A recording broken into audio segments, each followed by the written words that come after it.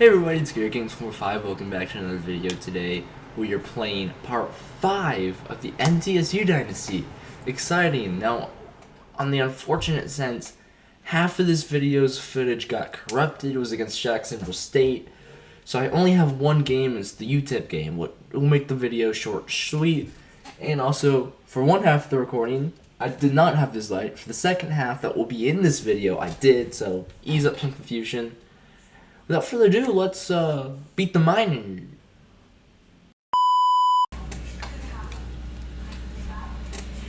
So it's a little bit weird, but just a reminder of recruiting. We have 3 total commits, 2 2-stars and a 1-star at 126, which was the number of schools in NCAA 14. I mean that I would have the worst class if we were still back in that game.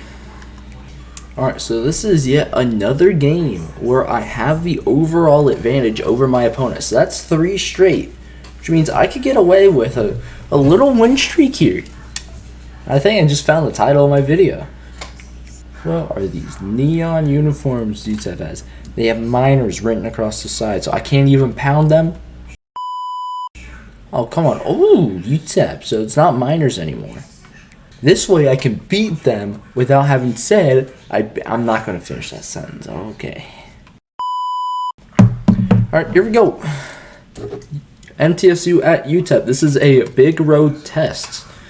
As against Jacksonville State, it was a night game on the road, but this one, we are almost across the country. We're out in the Mountain Time Zone with a team that I'm pretty sure is announced to join the Mountain West.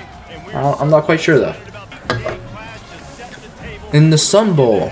Fun fact, this is actually where the Sun Bowl IRL is played, and to me this is the most desert-like stadium. UTEP and Middle Tennessee State. They have to win out to make a bowl game. I only have to win half my remaining games to become bowl eligible. Meaning that I can knock them out of bowl eligibility right here, right now. And we're going to go ahead and start with the kick return. Where, okay, guy's not fast enough. I saw a lane, but didn't have any speed. Alright, we're starting at the 18-yard line. Nicholas Vadato has been the starting quarterback for every game, even though I did bench him in the Louisiana Tech game. We don't talk about that one, though. And my top running back, Frank Peasant, has, well, been one of the big carriers of my offense. That and Ellis, Willis, my tight end, not Ellis. Off screen, I have been trying to learn players' names, make it a little easier to commentate. But yeah, I'm gonna be targeting Willis a lot, unless he's not open till the end. Nick gets a first down on the ground. He's actually been a pretty good runner for us too, and when he's throwing the ball, he's been alright. There's definitely been some struggles, and there's been offensive line struggles out the whole season, but I'm expecting to beat UTEP here. They're 2-6. We have the overall advantage. They don't have any sort of stadium pulse. And it's 3rd and 9. Unfortunately, this means that first drive won't really do much unless Willis gets wide open on that out. Oh, he might have. Oh, nope, I threw an interception. Well, let's just say the refs love them, and they already were given 7 free points. I totally didn't just throw a pick 6. That's a fun video. Alright, well, that was not a very pleasant start. Let's hope I can actually find my tight ends. Nope. These routes don't get open good enough for me to want to force it into the window. Although Nick is in the 80s overall and he's a junior, I just don't trust him to fit these tight windows, especially because I trusted him against Louisiana Tech and it did not go well. This is why Frank Peasant has been one of the brighter spots in my offense, because we've had to run the ball most of the time. But now it's 3rd and 7. Not a really good chance I picked this up. I'm looking for Sutton on that quick out, and it was, not only was it covered up, he didn't even catch it. It's 4th and 7. Their quarterback's one of their impact players. That means we got to get in his head early. There we go. Push that one out. I couldn't even see. It looked like quarterback's going to run, then he pitches that out. They refuse to run the ball, and they... Alright, I'm looking for an inside zone right here. I'm meeting that gap. I met him in the gap, but, like, the other guy got there first. Alright, I don't like the players. Alright, give me a safety. Read option, clobber him. How did he get one? He had so many dudes right there. And why do I have man-on-man cover? Okay, that's a very long way to blitz. And he threw that into Narnia. It's 4th down. We held them. Let's go ahead and get a punt return going, defense. Or return team, whatever. Alright, extra blockers. Oh, no. Oh, only the punter. Juked at the 1. No. At the 1-yard line. Almost another punt return touchdown. I called it against Duke with the extra blockers. That's a secret of punts. Just grab a few extra blockers out there, and that's an easy touchdown for Sutton. He has a couple of those. Hey Sutton. 1 catch for 0 yards, but he did have the touchdown. Just like that, this game is tied back up. I don't feel like playing this defensive drive, and I probably should have. And they failed on 4th down. I'll take that. Towards the end of the first quarter, it is 7-all, and we have the ball. And my cat wants to come on my desk. Hi, Bolt. Hi. This is my kitty. She's actually a big kitty now, aren't you, Bolt? Don't go on my desk, though. That is the end of the first quarter. It is 7-7. I don't know what their cheerleader's doing. But, I mean, we have 42 total yards of offense. That punt return saved us. I mean, like, we really had no momentum going into that drive. And then that happened, and we had a touchdown. Alright, 3rd and 2. Obvious answer, just to give it an inside zone carry for Frank Peasant, and you get stopped short. I'm just not gonna just go ahead and go with the fullback dive. I don't even know who my fullback is. I can't even. His last name is Grant, and he picks it up easy with a big run on top of that. Now we're going back to the air. Oh my, nothing open. We keep getting clamped downfield.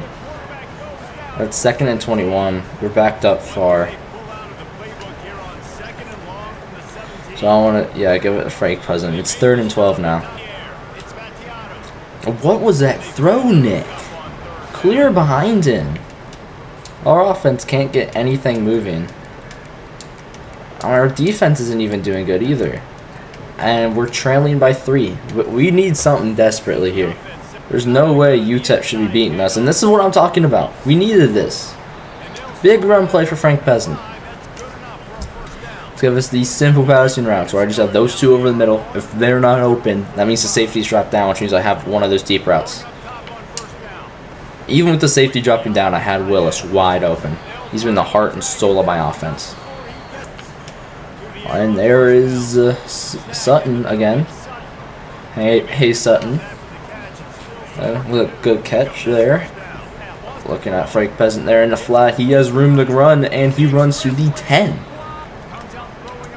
Looking for Frank Peasant again. He runs not quite there. 2nd and inches from the 1. We're going to let him finish it out with a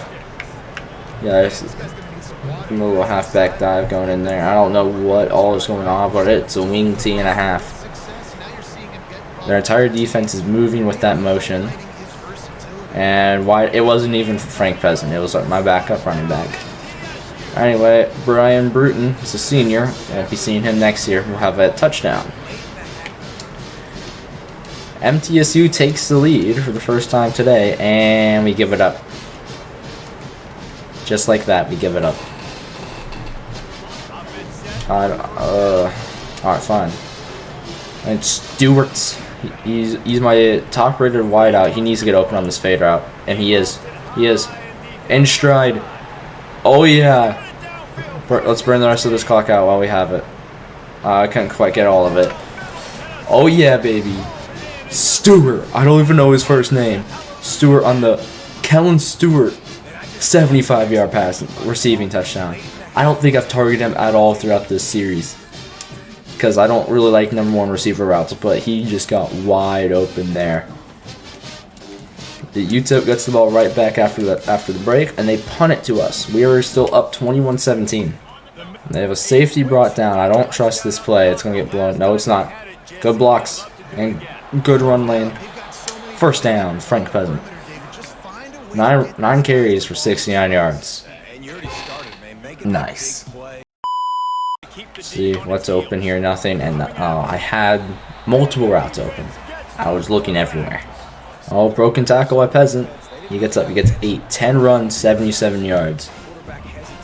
His average is 16 runs and 87 yards throughout the season. Targeting him a lot. We're going to go right back to him in the passing game for the first down. Frank Peasant. It's been a workload today. See, one safety look. Yeah, give me Hayes Sutton. He catches it. A cat wants back up on the desk. Hi, Bolt. And they blitzed 3 and they got pressure in instantly. Yeah, I've been heavy targeting my offensive line throughout recruiting so far. And throughout the transfer portal, I'm also going to heavy target that, as we only get 3 on the carry. You hear her purring. She purrs pretty loudly.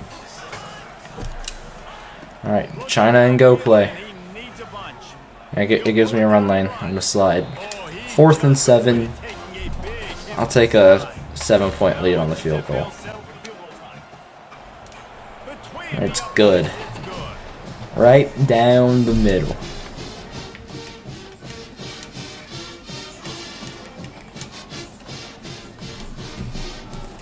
And they go 3 and out. Bolt, stop. They're 3 and out. We get Frank Peasant back on a run lane, cut inside, first down. Bolt, stop. I don't even know what play I just called.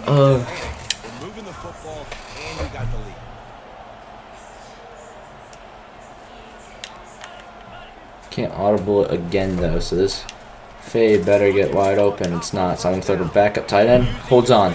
Alright, coming back from the third quarter, or third intermission, going into the fourth. MTSU leads UTEP 24-17.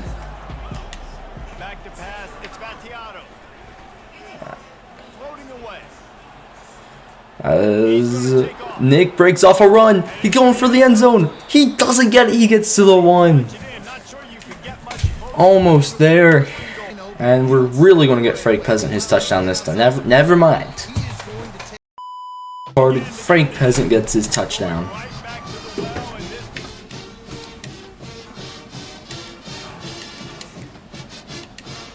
UTEP gets a big run early in the drive and a big run to get a touchdown. It's still a 7-point game.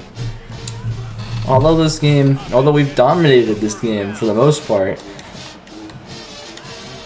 Alright, UTEP refuses to go away. Hayes Sutton with the catch. Quick pass out to Willis and he makes a man miss. Making it 3rd and 3. Willis almost tackled my running back. Alright, fake punt. Wide open fullback. He dropped. I have to jump into this defense now because I don't want this game. I don't want them to tie this game back up. I don't know how this quarterback is an impact player. He kind of sucks. On 4th and 8, they're electing to go for. Okay, I want a zone blitz. This is the closest thing I have to it. 4th and 8, they're electing to go for it with 2 minutes left. Personally, I would just run this clock down to the 2-minute warning. Nope, they get the Texas route wide open, and it switches me onto a player I don't want to be switched onto. This EA. Well, EA's proven that it sucks, but granted, we've known that for generations at this point. Alright, first down, Nick steps up and gets a good run. I'm really just trying not to turn the ball over here. Turnover most likely means we lose this game. We're going to take the curl route. Kellen Stewart on the catch. I don't target him often, but I target him there and he brings it in. I want Sherman open on that corner. He's not. Willis is. Not really. He got decked. I only got this play back out. Hopefully they just leave Sherman wide open again underneath. They don't. I threw the wrong button. I don't know why. I had the corner wide open. It's 3rd and 10. We are not in field goal range. I do not trust my defense to hold them here. But they let Hayes Stewart get wide open down the sideline. He gets out of bounds. Honestly, I want the clock to keep running. We're in field goal range. Game knows it. We're running the ball. Center it up for a game-winning field goal. Or Frank Peasant gets in for a walk-off touchdown. Bounces outside to the other side. 7 yards. 31 all as we have the ball. This has been a fun game. They called their last timeout. We got to hand it to Frank Peasant one more time. So they burned the last time out 2 more times. Make the tackle. And they call the timeout. Last time, and then we just run that clock down, take a delay of game, and then probably hand it off to him again depending on where the ball is. Alright, now we just take a delay of game. Alright, with that delay of game, I'm going to hand it off to him one more time to make sure that we get the clock going. Down with the motion, I don't know what that play is. Center, I don't care if we lose yardage. 20 carries for 111 yards, plus additional receiving compensation. This game is over. It's perfectly centered for my kicker. All I gotta do is just bang it in. Game's over. I'm gonna wait for the 7-second mark. And right down the uprights, as with 4 seconds left, we kick a game-winning field goal. And that's it. Game over. We win. UTEP is knocked out of bowl contention. Nick leads us to another win as we have now put together a 3-game win streak. Just now remembering that. That's 2 straight. Oh, fuck. I'll do it. I'm just not remembering. That's 2 straight walk-off field goal victories for the Raiders. A little bit too close for comfort as we get Alan Sly, 2-star cornerback, to commit.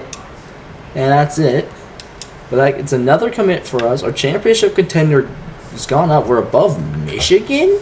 And then next video, we'll hop into the Liberty game. And we'll probably be the end of the season as we only have 3 more games.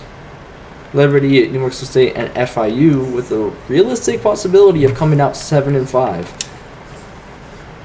But before we end the video, I'll go ahead and look at recruiting, as after the recent commit, our class has bumped up to 123rd with 3 2-stars and a 1-star.